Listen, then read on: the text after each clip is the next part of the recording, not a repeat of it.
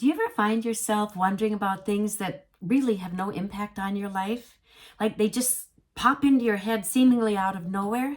I do that a little too often, I think. Sometimes I wonder about the little chips in the bottom of the chip bag. I'm not sure what to do with them. You can't really put salsa on them and you can't dip them in cheese. So I wonder, what do we do with those little chips? And then other times I wonder about penguins. Like, what a creative creature that God made. Like, I wonder if they have chiropractor penguins because, they waddle so much that I wonder if their hips ever get sore. And I wonder if they ever get tired of wearing the same tuxedo. I wonder about those penguins. And then sometimes I wonder about little Jack Horner, who sat in a corner eating his Christmas pie. He put in his thumb, pulled out a plum, and said, "What a good boy am I." I have so many questions about that little boy. I imagine him to be maybe 4 or 5 years old, and he's at a Christmas party. He's sitting on a little 3-legged stool in the corner with a little dessert on his lap, eating it with his fingers. And I imagine around him there's all kinds of singing and dancing, and kids are opening presents and getting excited, and then there's caroling and lots of laughter. And our little Jack is sitting, missing it all, completely unaware of all this great, beautiful moments happening around him. And I wonder, have I ever done that? Wondering about little Jack made me think a little more deeply, unlike my thinking about penguins and chips at the bottom of the bag. It felt more important than that. Because maybe that's not just a little nursery rhyme about a character who's sitting on a 3-legged stool in a corner, eating with his thumb. Maybe it's describing what we sometimes do in our own real lives. Hi, my name is Gay Lindfors, and I'm so glad you're here. I want to help you see God's goodness in your everyday living. So, back to little Jack.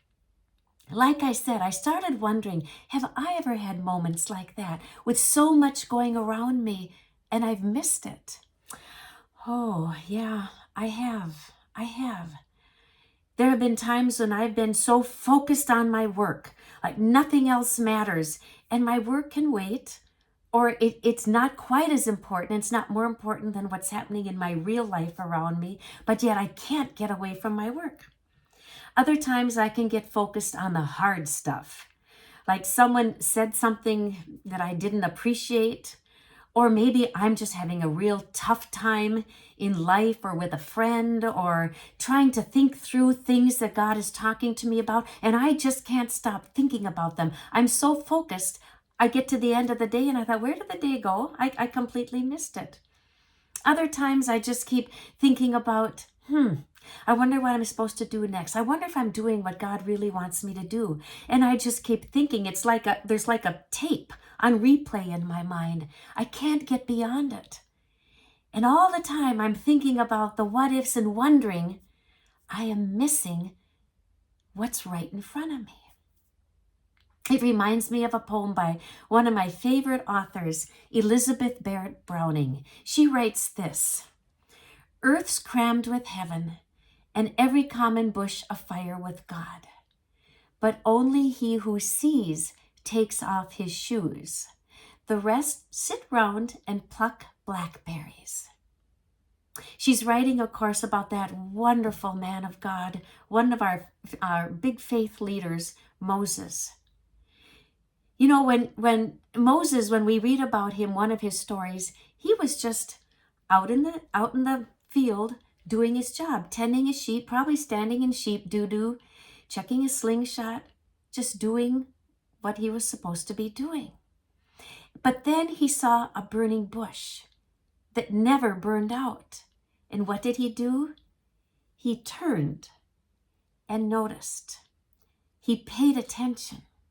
Moses interrupted his daily routine to see the presence of God. That's just amazing to me. You and I will probably never see a burning bush, but let me tell you, we can still hear from God, sometimes in a still voice, sometimes through the people around us or the situations we are in. We can see his presence if we will just open our eyes and notice. Maybe you saw the story in social media about a gentleman who moved into a senior citizen living apartment. And on his first night there, he went down to supper in the big community room. He sat at a table by himself, and as he was eating there, he noticed there was a woman across the room who just kept staring at him, and then she'd smile.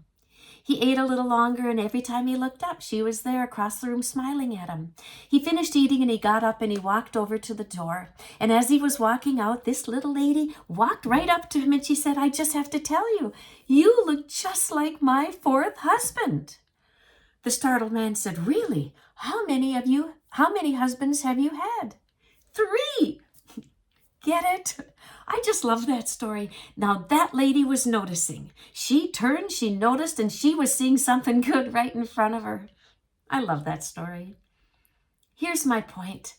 I think it's time for us to make sure that every day we are taking the time to notice people, faces, music, nature, in the little moments and in the big moments.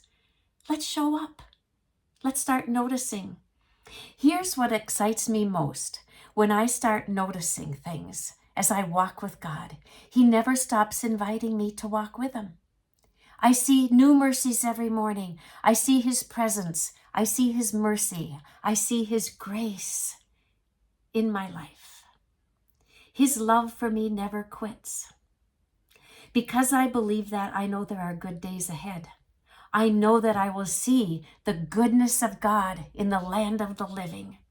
I trust his character. I trust his promises, and that gives me hope. And maybe that's the invitation today.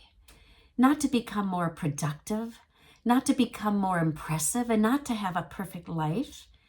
But maybe the invitation is simply this. Let's start noticing. Notice the people. Notice the kindness. Notice the interruptions that might end up really being invitations.